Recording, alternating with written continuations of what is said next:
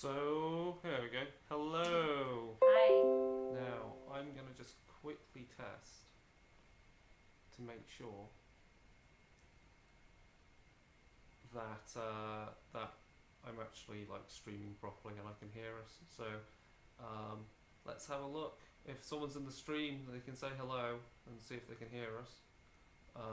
Let me just turn the. I'm just using my phone to check this. So, Sam, what are we talking about anyway? What are we talking about now? Or today? What are we talking about for the show? For the show, we're talking about the Chilling Adventures of Sabrina, and you're going to explain 40k to me. Yeah. So I'm not getting any of that. Did I turn the volume off again? That would be very bad if I've done that. Oops. No, someone can hear us. Can we? We're going to repeat that. Can you hear us again? Because we're going to make sure. Because I always go through this. Yeah. The thing I hate about XSplit is its button for volume. It doesn't actually mean. I don't know whether it's on or off. If that makes sense. So someone's going to tell us. Yes, they can hear us. Yup. Okay, cool. Okay, yay! Cool. Thank you, Ravenos13. At this point, then, I'm going to put this on mute so I don't do that. Okay, and I can see all the chat from there. Right, yeah. So, what have we binge watched? Well, Sabrina. We've binge watched the Chilling Adventures of Sabrina. So we're going to talk about that in reference to World of Darkness and Chronicles of Darkness, because obviously witches and the occult and cults are a feature of those settings. Whether it's vampire, whether it's mage is obviously a good choice for Sabrina, or maybe even something like Mummy. We can talk about it in reference to that. So we're going to look at that. We're going to look at how they utilise witchcraft and witchcraft lore. Yeah. Okay, so you're going to pick out some highlights of the show for that, and like the tone and the mood of the show and kind of the visuals. And then the other thing we'll be looking at is I'm gonna explain Warhammer 40,000 to you, because we've got as a backup game that I'm setting up a 40k RPG. Yeah. That's going to be Rogue Trader. It's going to use the Dark Tide supplement that came out from Ulysses Spiel North America. And that saves me a lot of work. But I need to know what kind of character you want to play, because some of the others know it better. So one of our players, Mark, already has a good idea for what he wants to play. But you know less about 40k, even though you've been with me for 10 more than 10 years, and you see all my gaming crap, and you don't know 40k that well, so this is going to be interesting. Okay, so let's start with the main thing. So Sabrina, explain it to us. The camera is there. Talk to our wonderful viewers. Okay, so the Netflix show Chilling Adventures of Sabrina is it's all up there on Netflix right now, so you don't need to wait for the other episodes. It's based on a graphic novel series of the same name, which itself was a spin-off. I think it started in 2014, maybe, not really sure.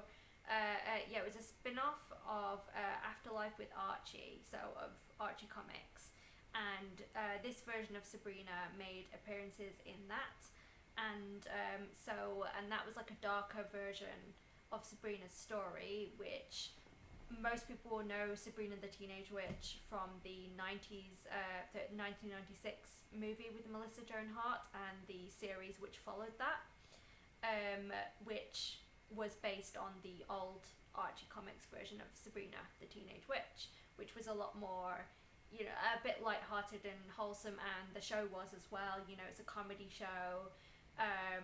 You know, when you watch it back, there are sort of more like some bits of dark humour in it, mostly courtesy of Salem Saberhagen, the cat, who in that version is a witch who tried to take over the world, and he was turned into a cat for that, and because he was like a crazy dictator and stuff.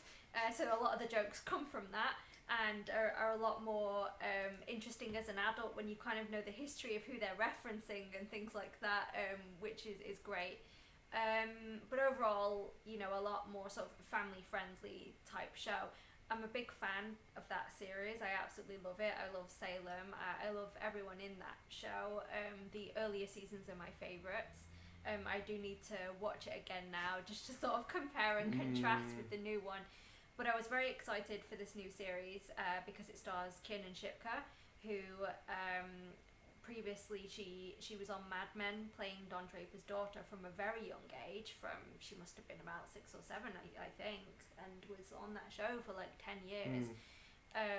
Just an amazing child actress who then sort of came into her own and grew into the role, and they gave her more of a role as she went on in the show. And so I was really excited when I heard that she was going to be playing a darker version of Sabrina. I wasn't sure how the reviews were going to come out for the show, but when it was released, there were really good reviews of it.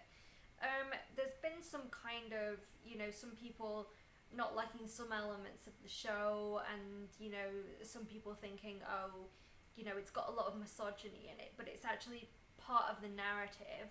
The Church of Night, which is meant to be kind of like the Church of Satan, they do worship the Dark Lord Satan, and it's very it's basically a patriarchal thing, and all the women kind of had to defer to the men are in power, things like that, whereas Sabrina herself is quite a feminist character and she doesn't really agree with that.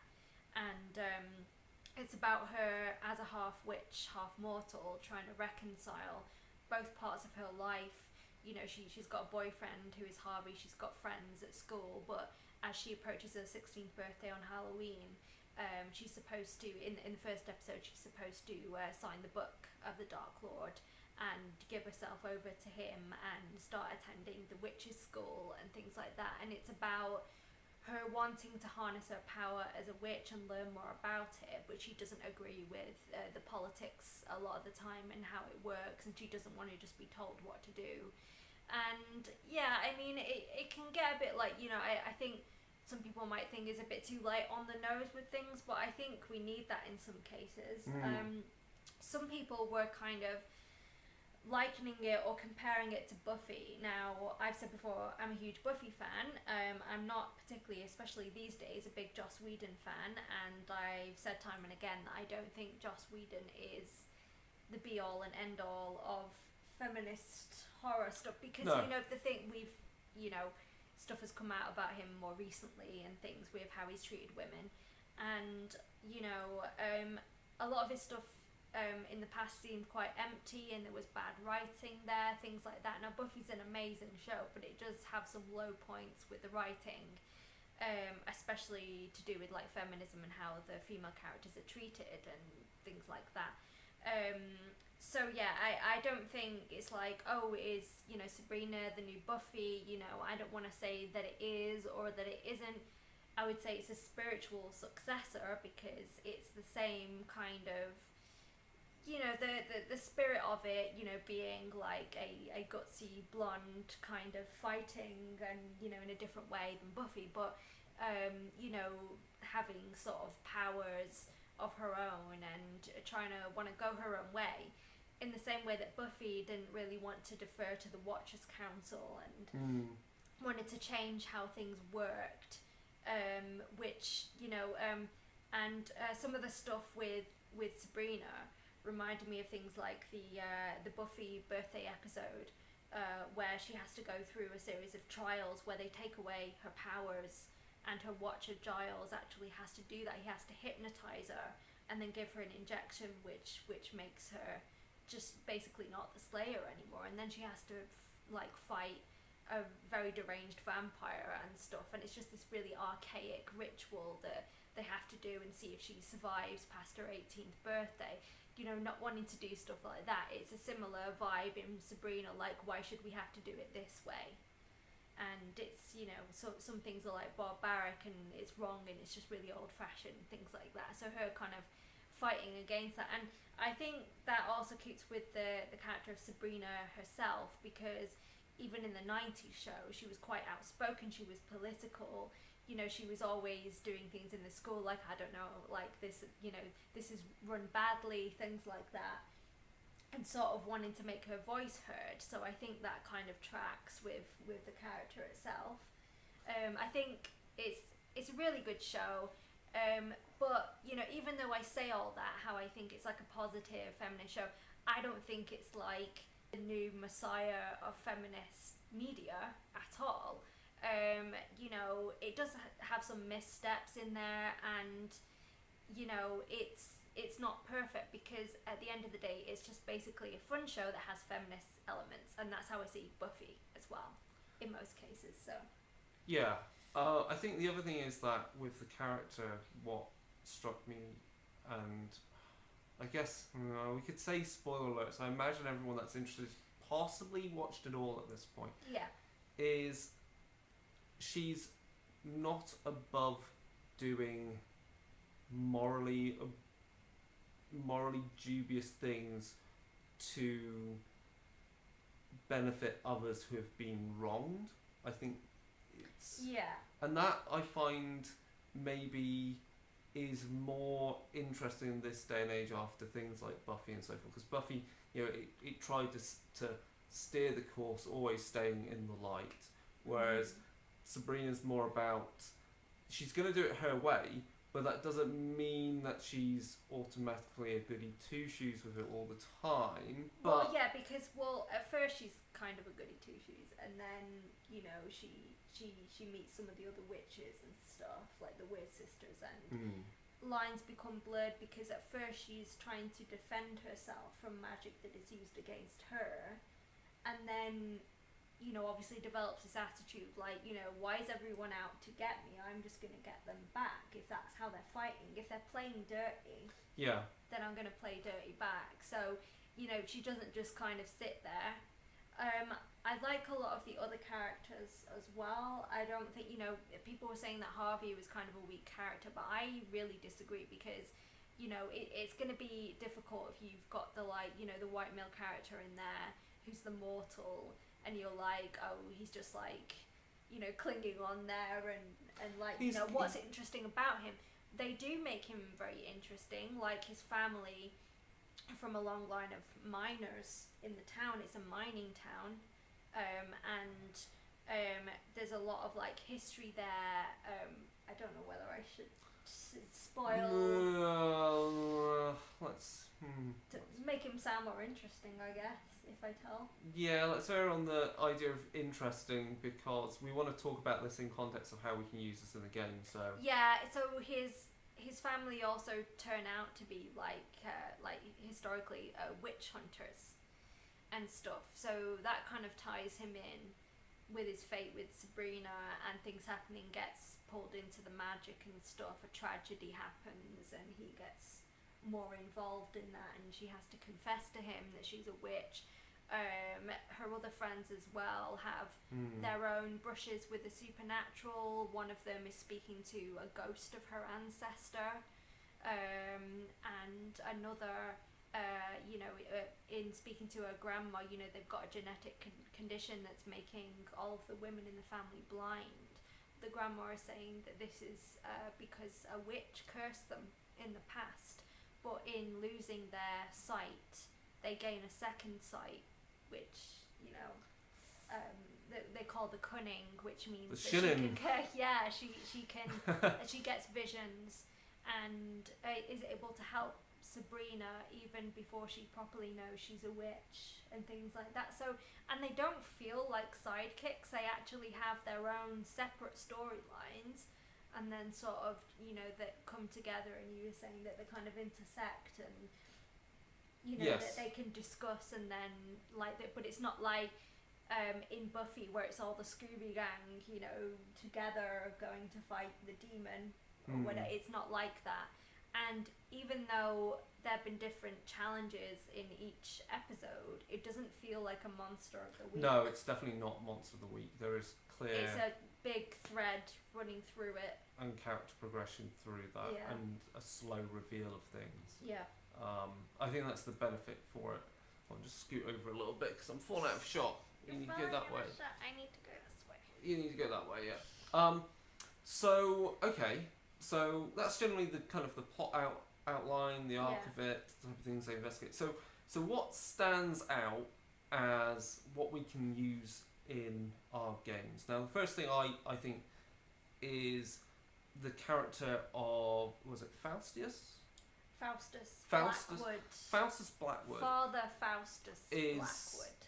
Basically this rather powerful, commanding, dominating, misogynistic high priest warlock, and you can't help but think, yeah, he's a bastard. Okay, it's clear he's a bastard, but he's played by Richard Coyle, who is from Sheffield. No, he's a local. But his character is clearly, from that, the way he plays it is just like everything I need to pull off, say, a Tremere, to play a member of, say, the Circle of the Crone. It's interesting because obviously we think of witchcraft as being very much possibly more female orientated and dominated, and it feels like the cult may have used to have been that, but because there's clearly some backstory with the sacrifice of witches with the witch trials, that the men have kind of come in. So I'm interested in seeing how how they find that balance again, or what that balance is, or what Sabrina is going to in future series is going to table she's going to turn over. It's clear that Father Blackwood is trying to sort of, it's about his legacy, his family, because now he has a son and heir. There's a twist to that story. But it's very interesting, his character, because I see that immediately has parallels to ideas that we can look at in V5. V5, we've got the Tremere, who are this, obviously, blood sorcerers. They have a definite hierarchy. They obviously make use of mortal cults like witches and so forth. But also, you've now got the schism in the Tremere in V5, which is to do with, you've got the main house of Tremere, and then you've got House Goratrix, which is the Sabbat anti-Tribute, so they're basically kind of like the evil Tremere. And then you've got the other Tremere, who are House Kana, and they're being led by a woman, because there used to be a lot of male dominance within Tremere. So I think you can see some of these power plays and watching the series of Sabrina, and that can help inform you on how you should maybe look at the politics of the Tremere in your own games. What other characters have really jumped out at us then? We've got Father Blackwood. Madam Satan. Oh, Madam Satan is pretty much... She is that bitch. She is that bitch. She is that classic temptress demon. Again, she's got ties, spoiler alert, ties to Lilith. Lilith is an important character within V5, because Lilith, in Vampire the Masquerade anyway, because Lilith teaches Cain how to use his curse and his vitae to give him the abilities that he has, the discipline. So you could look at her as either like some kind of model for some sort of demonic temptress to vampires. Yeah, she was actually just kind of their mousy teacher in the first episode, and then very quickly got possessed by something else, and now is basically kept her witchiness a secret for quite a while, but then has become sort of a mentor to Sabrina, which is misguided because Sabrina doesn't know exactly who she is. She just knows she's another witch. Her cover story is that she's been excommunicated from another coven in another city. And the reason Sabrina trusts her is because she's helped her out with spells that, say, her aunts Hilda and Zelda would not, and when she's needed somebody to help her out with darker things, then she has done that. She's generally a good... She's pushing Sabrina in a particular direction. Tempter character. You could also, I would say... She's very manipulative and is pretending to be a friend when she's nothing. She'd make a great kind of like Requiem kind of Strix character. You can imagine being a vampire, but is obviously possessed by one of these owl, spirits. Of course, the visuals, the mood, the kind of that blurriness filming. Yeah, they do that when there's kind of a magical influence. Yeah, all of that to me all of that builds up to the how this can help you get the tone, the mood of Mage, because I think no matter which version of Mage you're playing, you could really go to town on just like the internal politics of like the small coven. So when I say the small coven is Sabrina and her aunts, and her cousins. So that, and looking at how they work together, that the family friend kind of interplay, and how they how they gather together the resources to do their magic, and that is something that really will then root your game quite strongly before you go into the more fanciful, over the top magics that obviously Sabrina does demonstrate eventually. But I think you need to, in Mage games, you really need to get what is the coven, what is that tight knit group. I'm trying to think of what I think word is. Her cousin Ambrose is actually quite a good character inspiration, because he's under house arrest. Yes. For doing some stuff he shouldn't have done. And that's, to do with the Vatican. And that's quite cool, because actually a lot of the things that Sabrina gets into with the main coven, all of that is a really good model for like the way that in especially Mage the Awakening, because Mage the Awakening has a source book which I've got on the shelf somewhere, which is Boston Unveiled. So, and of course Sabrina is set in Massachusetts. So you can it's see a where town Greendale. But you can see where I'm going with this. That all the visuals are there, all the ideas are there, all the hierarchy is there, and you can just kind of rejig things. And it's like, well, okay, it's not the Church of Satan, but a lot of the symbology, a lot of the main tropes and so forth, you can really use to give an idea of what the hierarchy of your mage city is, especially for the Boston Unveiled. Yeah, what's really interesting is that, you know, if you have any knowledge of sort of witchcraft and stuff, is that a lot of the witchcraft stuff that they do, not maybe the more extreme stuff, but like, you know, things that they do and use are actually quite accurate in how witches these days, you know, work their craft, and, you know, things like I got a demon in a jar, kind of things like that, you know, and a lot of the ritualistic stuff, you know, it's not really that much of Hollywood witchcraft. It's a lot more kind of grassroots. Yeah, it's not really recognizable as well. You know, if you talk to, say, the modern witch community about it, and the pagan community, a lot of them will find it quite fun to watch, because it's kind of like, you know, bingo of what they do. Oh wow, you know, it's actually really enjoyable, rather than, you know, if you watch something like Supernatural and you're like, really, you know. So obviously it's I think it's obvious that the tone and mood that feel that kind of, there's a kind of a folk horror feel, because obviously there's that oppressiveness of the New England environment. I mean, if you watch over in the UK, if you watched Autumn Watch New England recently, they were explaining how like New England is like 80% still forested. So there's that overwhelming impression of the forest. If you watch The Witch, you kind of get that feeling. So again, there's that otherworldliness, that feeling of the unknown, that when you go into the woods or anywhere like that, you're kind of at the border between worlds. That is very strong in Sabrina, I think. Yeah.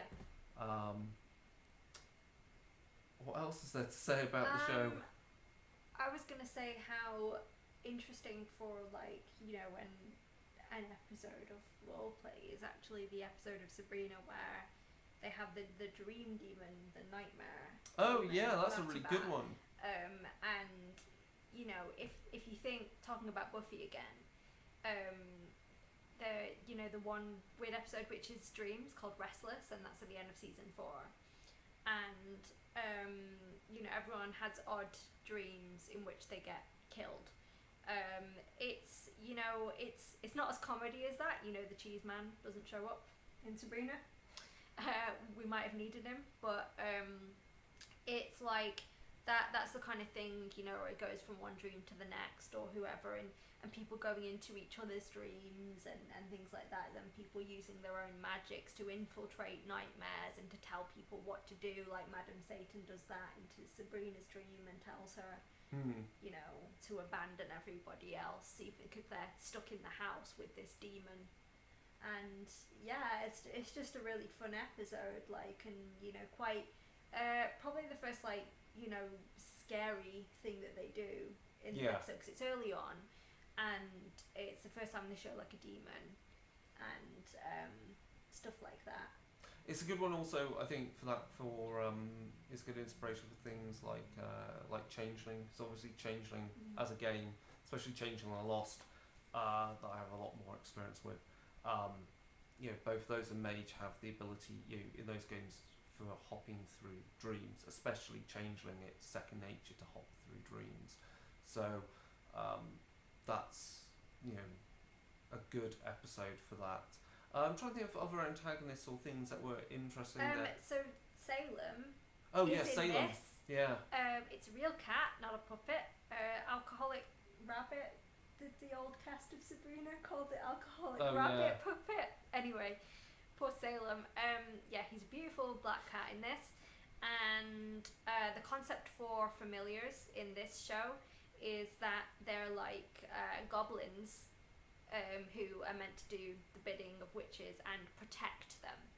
So Salem's actually quite an active character, basically like a soul-eating, ghost-eating kind of, you know, basically there's an incident where Sabrina's walking through a maze looking for, she's attacked by an entity. You know, it's a living scarecrow, and that's quite a scary moment. It's like the first properly scary moment, and you're like, oh, this is not old Sabrina, this is scary Sabrina. And Salem actually jumps in to save her because, you know, he's tracked her to that bit, and he pounces on and destroys the scarecrow creature, because you hear a roar and it seems that he has the power of a lion. But he's just this little cat. He's very much kind of, it reminds me of the ideas, like you can, you see in something like he's, obviously as a mage you could make a pact with a spirit, and its feta could be an actual living animal, so it embodies that, or a totem spirit in werewolf again, so that's kind of cool. I'd like to see more of him in the goblin form, because when he first arrives, he's in the goblin form speaking to Sabrina, and then he's like condensed into the cat, and then he's the cat and he just meows, so he doesn't talk. But I think you hear his voice again briefly later on in the series as the goblin. So yeah, it's quite interesting, just to have that concept, and I'd like to see, you know, sort of more familiars and things. Yes. Like possibly in the goblin form, and just know more about that. Because Sabrina, at the beginning, she's told to choose a familiar from like a catalogue of familiars, and she doesn't think that's the right way to do things, and instead she just does like an open call, like an ad, like a Lonely Hearts ad for, you know, looking for familiar, and kind of puts that spell out there, and the goblin actually answers, and people are like, oh, I heard that you know, I saw your ad, basically, which is pretty cool. Other things that come to mind, I think the other thing which we've not mentioned, because we mentioned Mage and we've mentioned Changeling and Vampire. Yeah. The other thing that Sabrina is a good kind of basis for, if you want to go. Hunters. I was not going to say Hunter. Weren't. I was actually going to say one of the best, Chronicles of Darkness, back when it was New World of Darkness, Blue Books, Second Sight. Now, Second Sight has rules for hedge wizards, so unawakened magic users, because there's a difference between unawakened, you know, their magic is more or less on a par with what Sabrina does, whereas like in Mage, you're pretty much breaking the rules of reality and ripping them to shreds and doing what you want. Within certain limitations. Well, you say that, but in Sabrina, she quite quickly gets into necromancy. Well, yeah, but necromancy, you could say, it follows certain particular rules, and that's the whole point of hedge wizardry, Yeah, is that but you follow... she doesn't follow them, Well, though, does she? She doesn't follow the rules And she gets fully. into a lot of trouble. But the point I'm making is that you can actually go for, if you wanted a more Mortals game, you didn't want all of the paraphernalia of Mage, is go down the Mortals route and play a game using that rule set, or update it to Chronicles of Darkness. It would be pretty easy, and look at that. Other ways that you can use the idea of the cult. Again, the cult has very particular rituals. It has a particular look. This idea of a school that could all be easily used by either a vampire kind of death cult that they have built up around them. So Father Blackwood could well be a vampire, but everyone else is being basically just shepherded and groomed to be in this school. They may try to do magic, but they don't do it, or he feeds them blood, galling them over the years, and that kind of gets kind of gross, because that's when you get into ghouled families. Yeah, but then you could also be like, the best students would get to be turned Eventually as well, yes. And under the guise of all these rituals. I mean, there's cannibalism in Sabrina. Oh, there is, and that's something which is very left-handed path, and and that makes this cult more akin to, maybe if you were to use this, you could use the whole school, the whole Father Blackwood, the whole thing as a basis for a left-handed path in Mage the Awakening, versus the more less dark magics that the Awakened Mages do.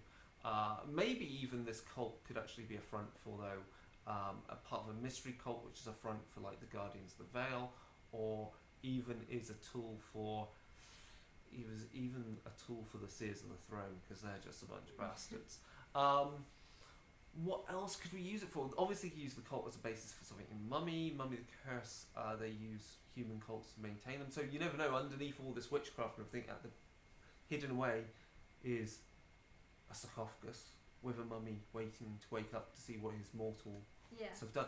And that kind of makes sense, the idea of like, why would a mummy be lying in New England? It's like, well, the cult had to flee persecution back in the 1500s, I guess, 1400, 1500, went to the New World for safety. Is there anything more we can say? I think a lot of the other thing is, I think I said, is that obviously the other idea is that you could use all the characters you can use as a basis for games where you're playing characters that are just teenagers. Yeah.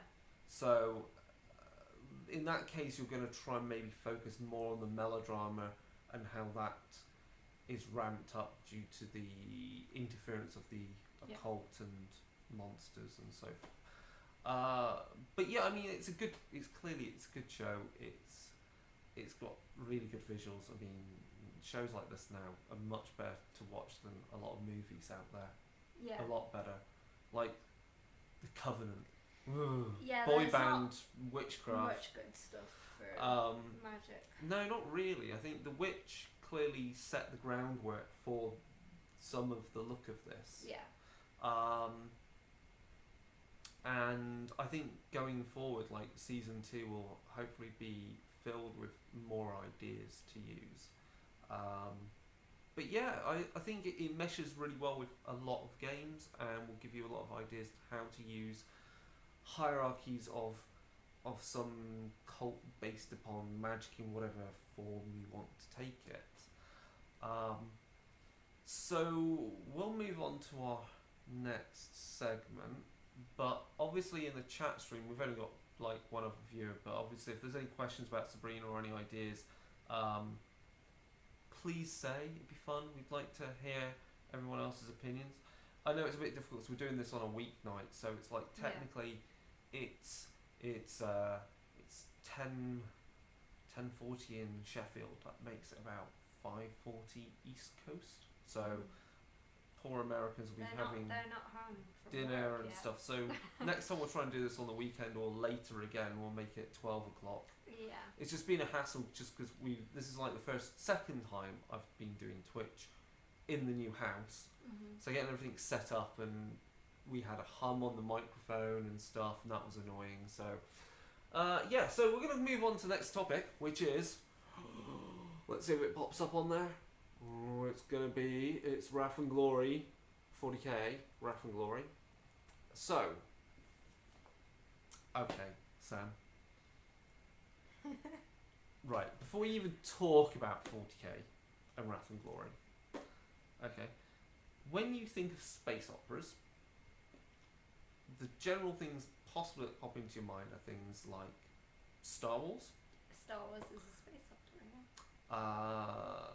Star Trek actually is a space opera, though they sit on sofas and have carpeted ships. Well, who does the hoovering on the Enterprise, I know, right? I have to know this. He cleans out the holodeck. Mm. And other space operas to think of, Chronicles of Riddick is pretty space opera-like because it has very baroque designs in it.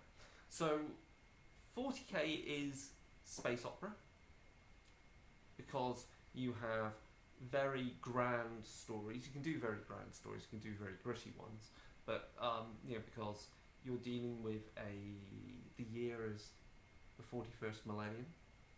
That's a long time from now. Humanity is spread across the stars. And we've still not left the EU. No, we've joined the Imperium. So the point is that 40k is a very gothic because there's skulls and everything. It's got the design of spaceships and buildings are very much spires and buttresses and arches and stuff. There is the element of eldritch horrors, like the Chaos Gods. They're basically very Lovecraftian in nature. You've also got fantasy races in a sci-fi element, so like orcs, kind of like orcs, Eldari, kind of like elves, etc., etc. But what do you need to know in order to play a character that you would like to play in a sci-fi setting? Like, what would you find interesting to explore? Because also religion is a very big thing in the 40k setting. Well, a lot of the time, I end up playing, I don't know, like either mean characters or really funny ones. So I should play a nicer character, but I would. You play like quite to be social characters. Yeah, I do. We were talking about like a kind of a military character, a female military character. Because you've kind of done that before as well with Darcy for Iron Kingdoms. I have, but this would be more military. This would be very different, yeah. Very militant. Okay, so to set the scene then a bit more is that obviously humanity has evolved to a certain extent, has wonderful technology, and then there's something called the Dark Age of mankind, Dark Age of technology, the Age of strife. And so what happens is, kind of like in Dune, we create AI. Yeah. AI wants to kill us. Yeah, I know. Yeah. And so we destroy it and we ban AI of that level of sentient machines. Now there's the rumour that the machines went evil because of the influence of chaos, but that's a moot point because this is like set thousands of years before the current time. Then humans are evolving, becoming psychically powerful, and there is a very powerful psyker called who becomes known as the Emperor because he is essentially a god in human form. So he rivals the Chaos Gods. Yeah. And he brings together the techno-barbarian hordes on Earth. He creates superhumans, not the Space Marines, they're precursors to Space Marines, okay? So he basically makes Earth his home world and takes it over and unifies it. He then has to deal with Mars. Mars is like a factory world, so it has the Adeptus Mechanicus. So they're very much like because technology, some of it's been forgotten, so they treat technology in some respects as a religion as well. Like, you have to do incantations before you eject your hard drive, before you press the button on the big missile, everything like that. And Mark's going to be playing a techno priest, so Adeptus Mechanicus tech priest. So the Emperor makes a deal with Mars. They're on his side, and they help with this going back out into space to unify all of the colony worlds. So space travel is very, very slow. Okay.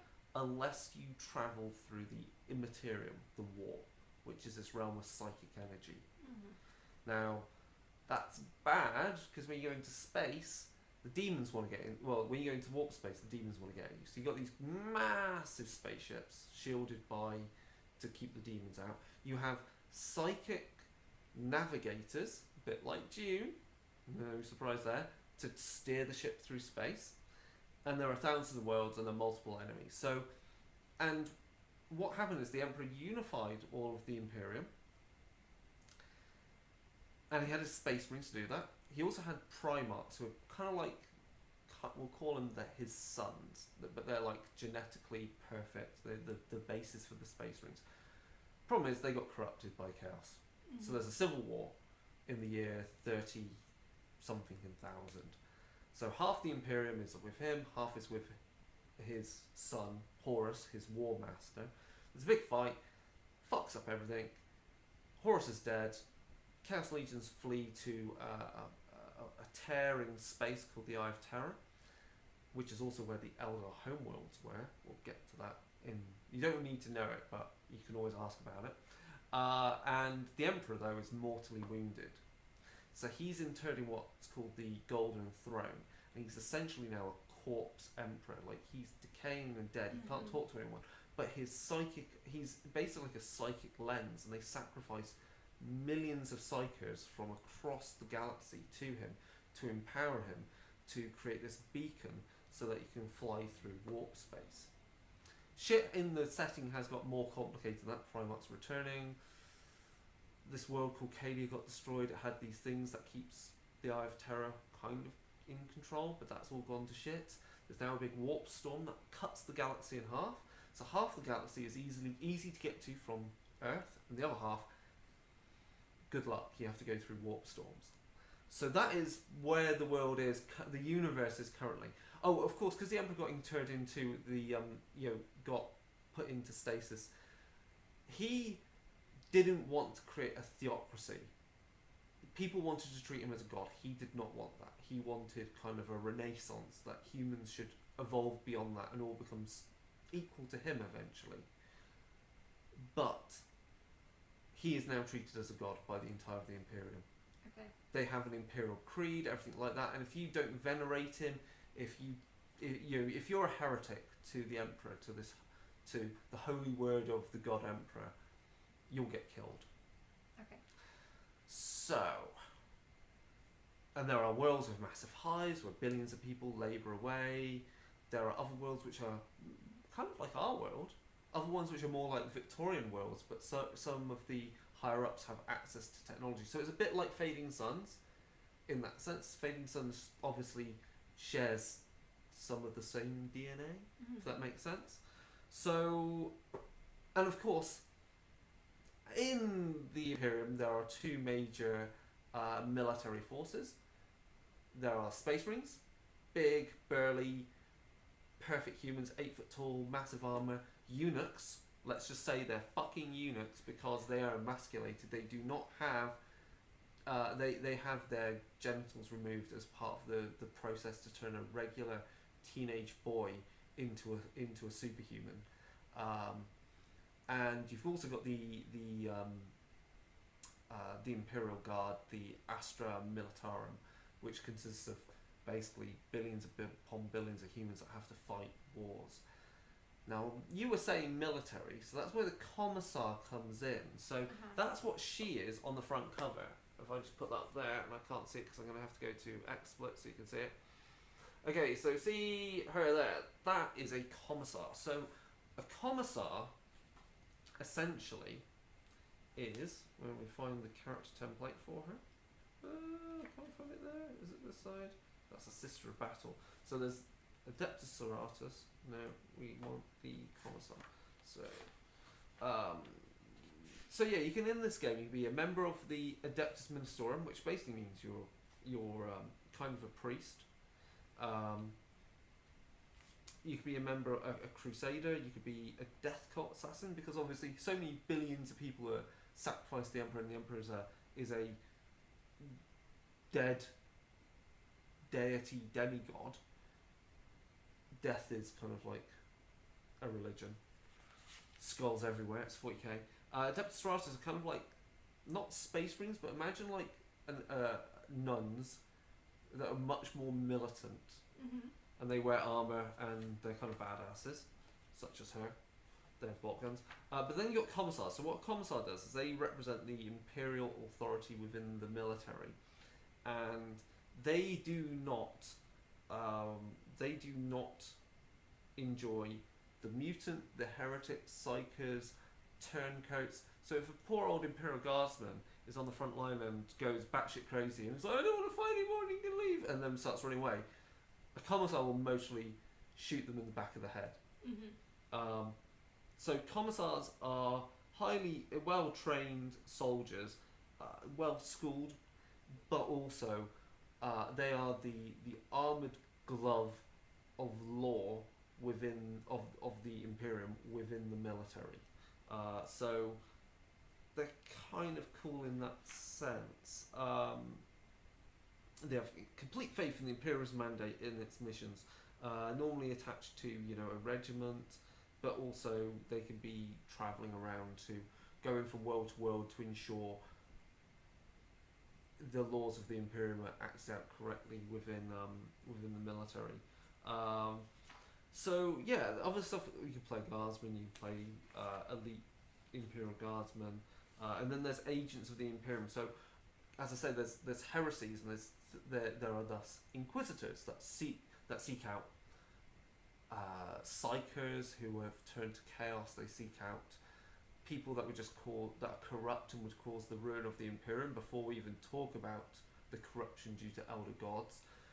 And then there are of course those people who are corrupted by the influence of like aliens, because they get enamored with the technologies of the Eldar and other stuff like that. So there are inquisitors that seek out that sort of corruption. So you can also play an inquisitor or one of his cadre who have the blessings of the Imperium to just go where they want, ask questions, and piss off a lot of people to make sure rules are followed.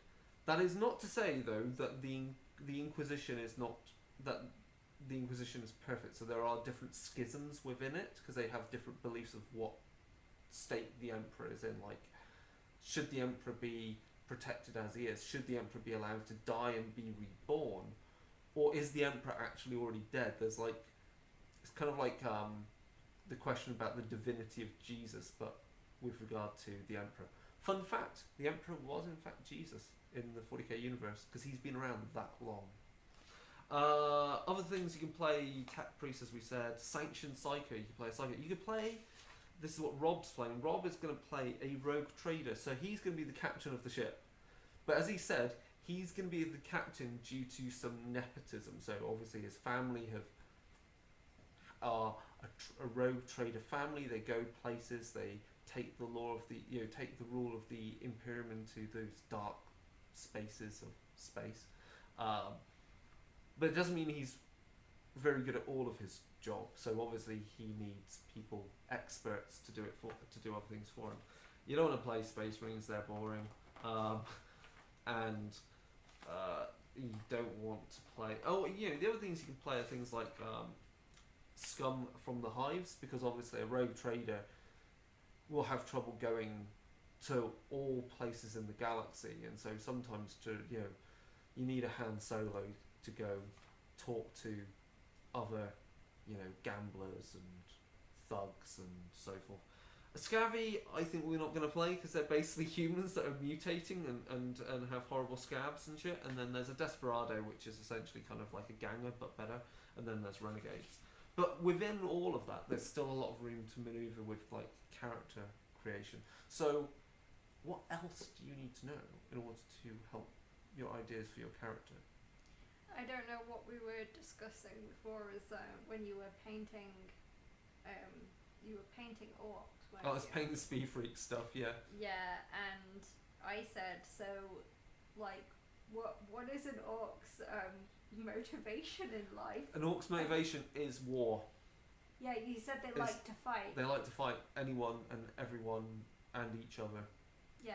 Yeah. So in a Denny's at 3 a.m. in the parking lot. Yeah. They will start the fight. Yeah. Yeah.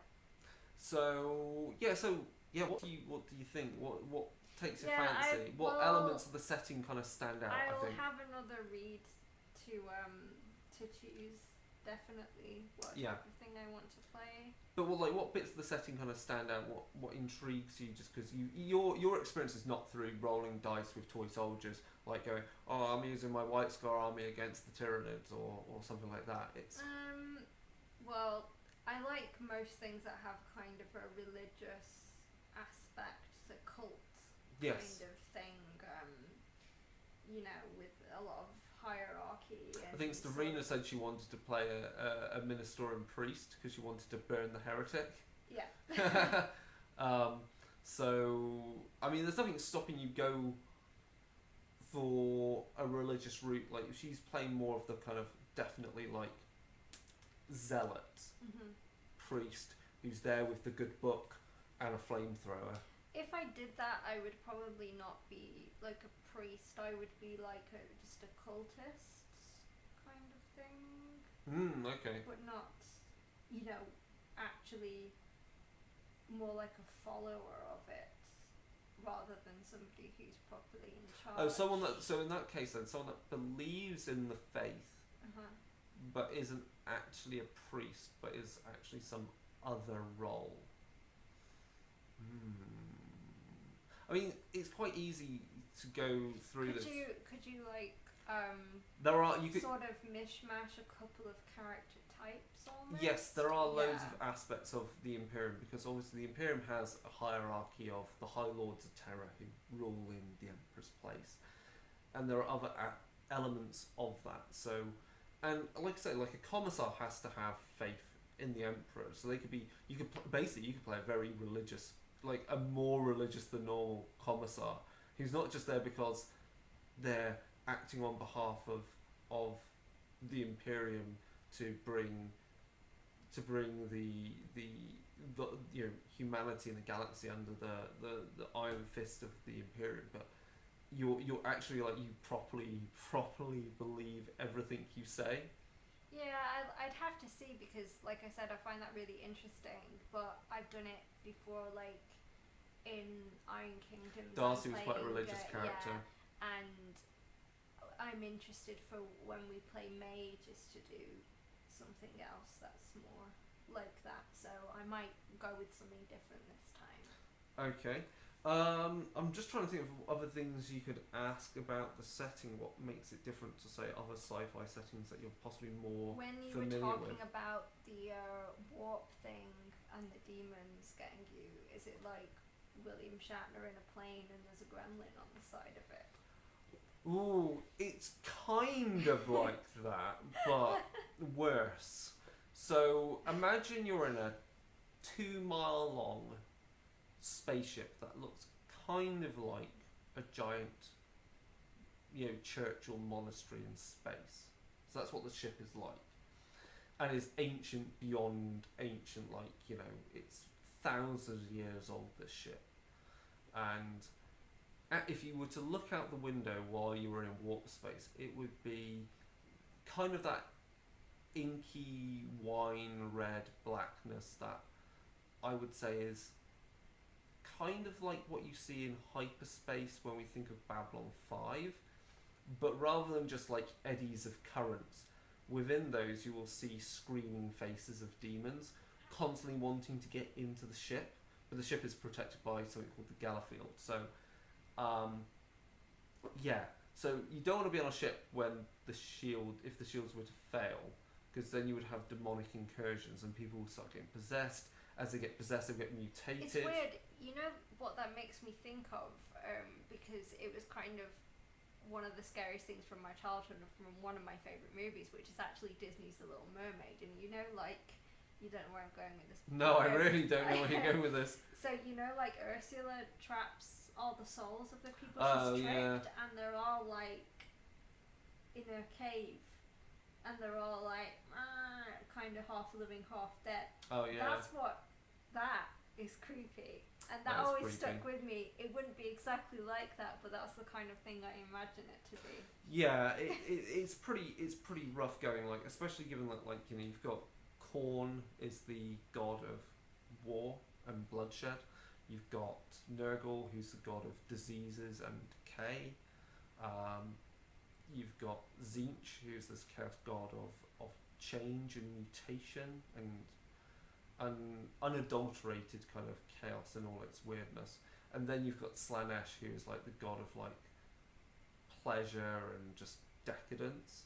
The naughty god, as we like to call them when I worked in GW. Yeah, it's pretty crazy. I mean, you could also, I mean, to be quite honest, if you really wanted to go the really weird route, and I can definitely provide you the links to read enough stuff for it. You can't play an orc. That's a different game that I'm running. I don't think I want to. No. The other route you can always go with is you can play one of the Eldari. So the Eldar. So the Eldar are a ancient race older than humans, and they are a dying race. Typical elves. Yeah, their I'm plants not playing an elf. It's a bit more fun than an elf because they've got their own kind of technology and beliefs. So you could play one of the Ynnari, who are so recently in the setting, like as the Eldar die, when upon death, their soul is caught in a gem, because if they don't, their souls are eaten by Slanesh, because they created Slanesh, because at the height of their race's history, they were a very decadent race. That decadence for a very psychically active race created the shadow in the warp, which would become Slanesh, and that's why their worlds got eaten and are where the Eye of Terror is. So their worlds are in the Eye of Terror. The Ynnari, though, what happens when you get enough of those soul gems put together, there's a whole network of these on all of their craft worlds, which are basically big, very, very, very fucking big spaceships that act as like worlds for them. Those have all now got to such an extent that they've actually given birth to a new god, who's the god of death for the Eldar. So they've got a new god. So you could actually play, an Eldar who is a prophet of this new death god, because also this death god is kind of like the answer to killing, is the answer to Slanesh. Like, if you think Slanesh has been devouring the souls of the Eldar, and now there's this new god who is the embodiment of all the souls that have been rescued. It's kind of like a massive fuck you to chaos. So, or you can play Corsair. So they're like Eldar who fled before any of all this happened, before the fall of the Eldar, and they're basically like space pirates. Okay. So if you want to just go the full kind of weird space witch pirate, yeah, maybe, who unfortunately doesn't have a ship, but obviously you're with a rogue trader who's like, I need some support and I'm going to break all the rules and I'm going to take this weird alien on board as an advisor, because you've been and seen things that the Imperium has never seen, and all you want is in return is maybe you're searching for one of the so the Eldar, the Ynnari are looking for something they're called crone swords. So they're capable of like killing gods. So maybe you're like maybe what you're doing is the equivalent of Antiques Roadshow, but you're an Eldar Corsair who's looking for something. Actually, that really fit well with the plot I was wanting to go with in total. Maybe, yeah. I've got some ideas anyway. And then you could have like a weird pet. So the Eldar have like these weird like cat, like big cat kind of pets and shit. Like you just have weird Xenos stuff. Like, you know, they're like, what have you got there? And it's just like this is my like pistol that like tears reality apart. think I know what I'm gonna do actually. Oh, can you reveal it now?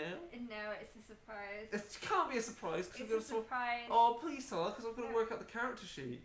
Tell me now. I'm now intrigued. Okay, well, what you said, like a space witch pirate type thing. Of the Eldar. Yes. And they do. You can have them as psychics. They have They can be warlocks. So we'll do a mix and match with those ideas. I'll tell you privately the rest of it, but so you. Okay, that's cool. You've heard it here first. We've now sorted out characters. So we're going to be playing that on our off nights when. Well, Mark's got.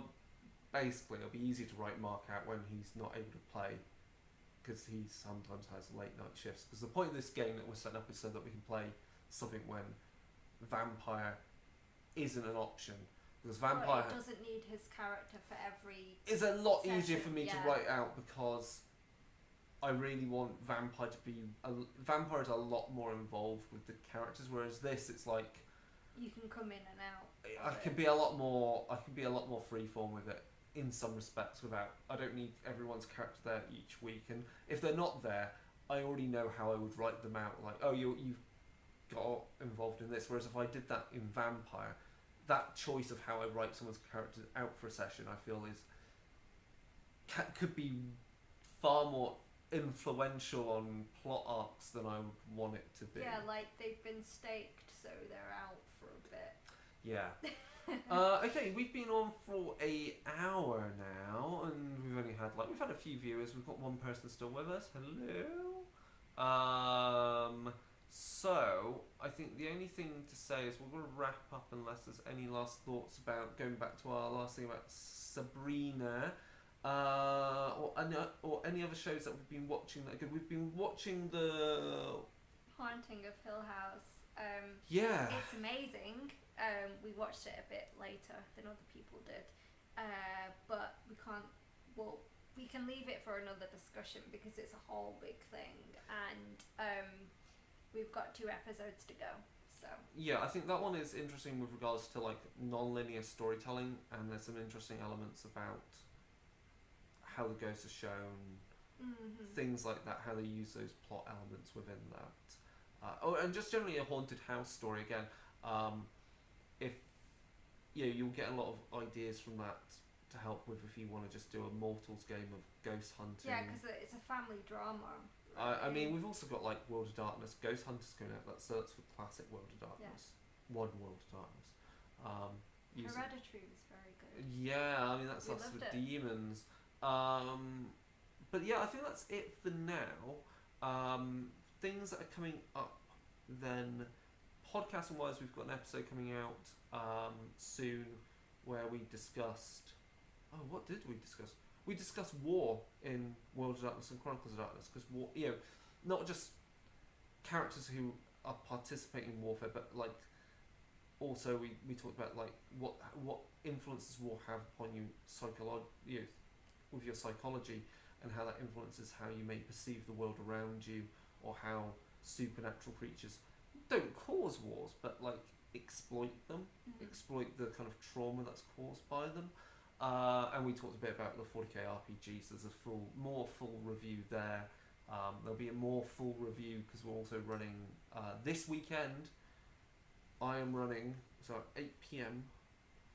I am recording 8 p.m. my time, and then it's like, what time would it be? 3 p.m. Boston time, and then 7 a.m. Australia time. So Pete's having breakfast while I run 40k RPG. Though it's not the stuff that we'll be playing, so even if you listened in on that, you would know the plot. So we're playing Necromunda, we're playing the good, the bad, and the scabby. Yeah. Weirdly, the Necromunda campaign I'm starting also on Sunday is called what did I call it? I called it for a few credits more. So that's going on, and then we'll be in Boston I'm there for work. You're coming with me, so we will actually have a face-to-face live episode we'll record with Mike, because we'll be in the same room, which would be great. That doesn't happen often enough, really. So with that, we will have to think of some on-the-fly topic and kind of bullshit about shit. that'll be interesting. I think mostly we'll talk a bit more about Boston, supernatural stuff, same because we're in that area. And then I will be at Dragonmeet. I'll be at Dragonmeet on the Saturday after we get back. I need to book the day after. The day after. Even though we're getting back in the evening, I'll have to sleep on the train. So the shout out for that. So that's at Dragonmeet. So the hashtag to follow for that is #PodcastZone, and so that's Podcast Zone. And the people that we're there teaming up with are the Formal Gamer. Let me just find all this because there's a whole list, and I want to get the list of names right. So there's the Formal Gamer podcast, Rusty Quill, the good friends of Jackson Elias, the Sword Coast Soundscapes. They do sound effects and music for podcasts and for using in games. The Relistes podcast. That word there, Relistes, that's the French for role player. I only just learned that. So they try and get interviews and talk with people around the world who play role play games. The Coriolis Effect, the Penance RPG podcast, Green Stuff Games, Pretending with Dice, and D20 Future Show, and of course we'll be there. So you can come talk to me in person and talk about why you hate Vampire the Masquerade 5th edition, because I'm sure someone out there is going to say, I fucking hate it. I'll be like, chill out! You can play whichever version of Vampire you want, play Requiem, play Masquerade 1st edition, play Requiem 2nd edition. I don't care. Also, just out, we've got a review copy of, we'll be getting review copies of the new Camarilla book and Anarch book for Vampire the Masquerade 5th edition. So I'll be using that in our Chronicle. That'll be a good way of utilising it. And we'll be reviewing that for the podcast. But also we got for Requiem, the new Guide to the Night. Now this book is hard to do a really brief summary, but it has a lot of useful things for how to change your game to how you want the style of game. Ideas about how you build your coteries, how you build your character for those coteries, things you should think about as you're building your character. Playing vampires in the far future, so there's occult space opera in horror. There are lots of ideas in it, and it's going to take a while to fully go, oh right, that's cool, that's not really cool, but it's a pick and mix. And of course the reason they brought out a book like this is that for Requiem 2nd edition they didn't really need to remake a lot of books because the 1st edition books are quite solid, good material. So this kind of is the do what you want with the setting, have fun.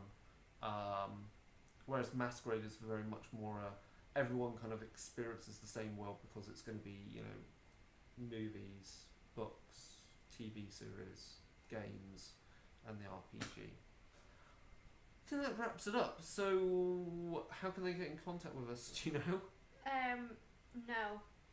So you can email us at darkerdaysradio@gmail.com. You can get to us at Twitter at darkerdaysradio.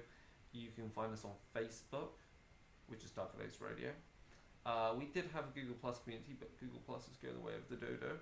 We are on Discord, so if you want to find us on Discord and chat to us, just ask us on the Facebook and we'll link you to the right place. We're on Instagram as Darker Days Radio, where you'll see pictures of my toy soldiers, pictures from events. Pete was at PAX, Mike's going to be at PAX, we're going to be in Boston, all that stuff.